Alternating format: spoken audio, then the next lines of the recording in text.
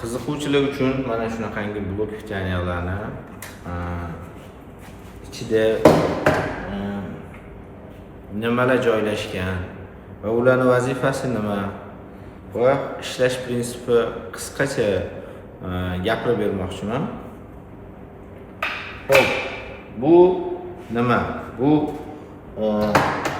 220 voltni 12 volt qilib beradigan blok pitaniya. Bu bunaqa blok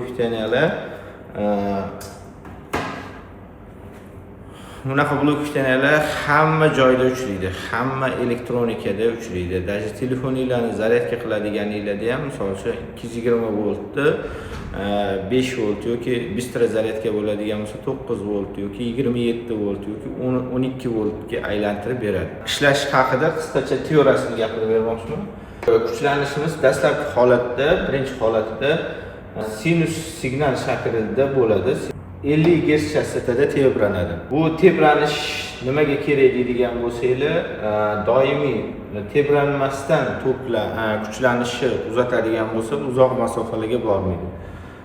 50 Hz da tebrantirib bitta liniyada beradigan bo'lsak, taxminan 500 km masofaga borishi mumkin. 220 volt kuchlanish kirdi va bizda diodli mostga keladi. Diodli most mana shu qurilma. Xo'p, bu yerdagi qurilmalar. Xo'p, 220 volt kirdi, предохранительdan o'tdi, filtrdan o'tdi, yana bitta filtrdan o'tdi, diodli most mana. Diodli most mana shunaqa chizganman. Xo'p, bu yerdan o'tdi, doimiy kuchlanishga aylanadi. Mana belgisi shunaqa bo'ladi. Doimiy kuchlanishi pastda uzun chiziq, ustida uzuq. Xo'p, bu kondensator belgisi. Mana bu kondensatorlarga quyiladi, bochkalarga quyiladi. Shim kontroller bu yerda tranzistorlar yordamida, mana shu tranzistorlar yordamida chastotani 40 kHz dan 70 kHz atrofida ko'taradi.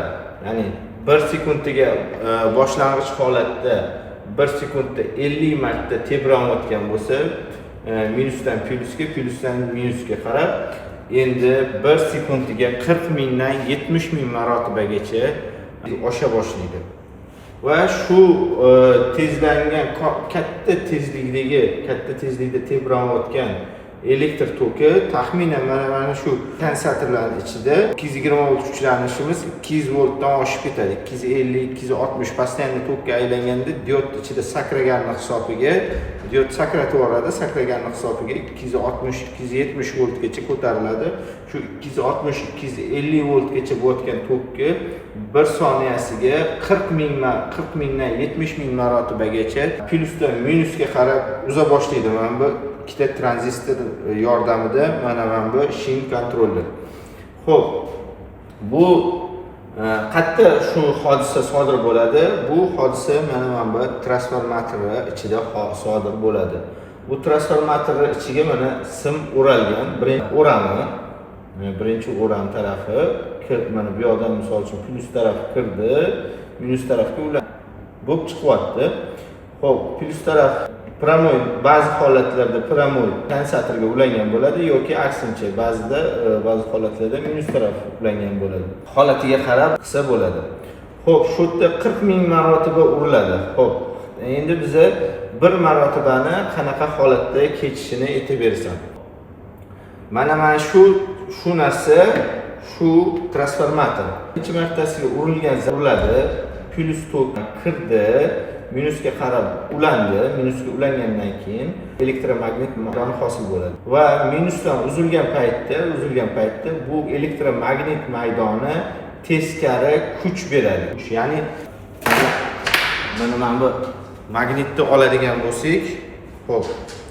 Bu magnitni misol uchun mana qaranglar, bu bunaqasiga teskari machasiga yaqinlashtiradigan bo'lsak, bu magnit o'zini itarib yuboryapti-da, bunaqasiga yopishib qolyapti.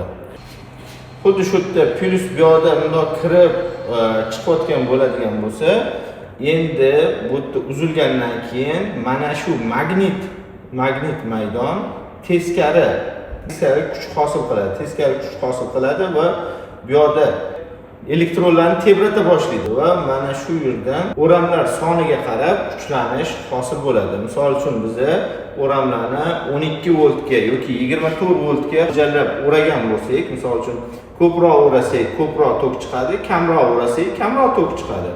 Elektr toki chiqa boshlaydi. Endi bu yerda chiqayotgan elektr toki xuddi mana bu chastotada bo'ladi, katta chastotada bo'ladi. Katta chastotadagi 12 volt kuchlanish bizga kerak emas, bizga bu tekslangan holatda mana bu holatda bo'lishi kerak. Buning uchun yana bizga yordamga diodli most kerak bo'ladi. Ultra bistro diod, ya'ni mana bu tranzistorga o'xshab ko'rinadigan narsa shunaqa ultra bistro diod, ya'ni juda katta tezlikda harakatlanayotgan elektr tokini tekslashga mo'ljallangan.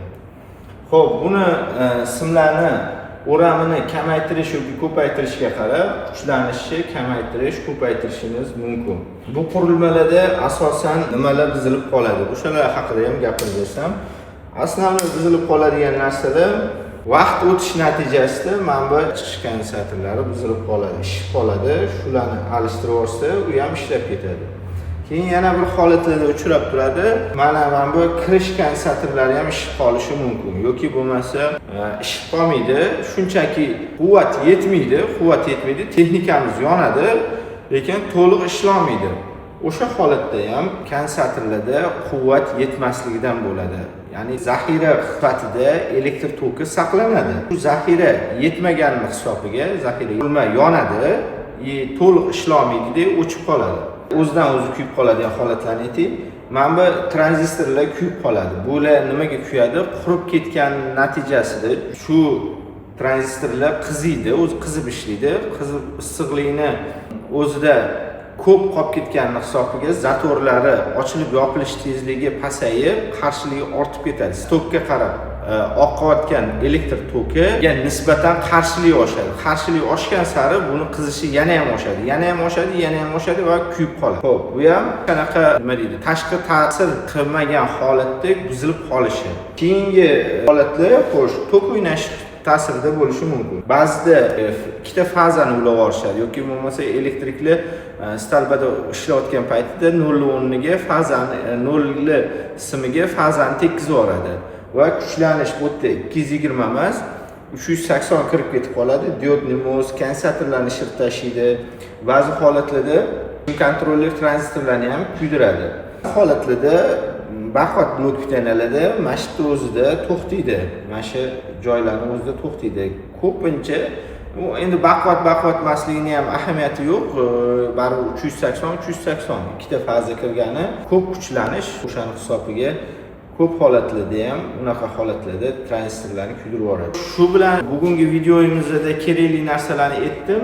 Yana sizlarni qiziqtirgan savollar bo'ladigan bo'lsa, savollarni bemalol kommentariyalarda yozsanglar bo'ladi. Men o'zi animatsiya qilib, tranzistor qanaqa ishlayapti, kondensator qanaqa ishlayapti, o'shalarni podrobniy tushuntirib bermoqchi edim. Sxemalarni endi imkoniyatini topa olmadim. Mayli imkoniyatini topa olmagan bo'lsam ham shu oddiygina ustozlarimiz bizga o'rgatgan metodda soddaroq qilib tushuntirishga harakat qildim. Yana ham sifatliroq videolar qilishga harakat qilaman. Qo'llab-quvvatlab tursanglar bo'ldi. E'tiboringiz uchun rahmat. Like bosib, podpiska bosib qo'yishni unutmanglar.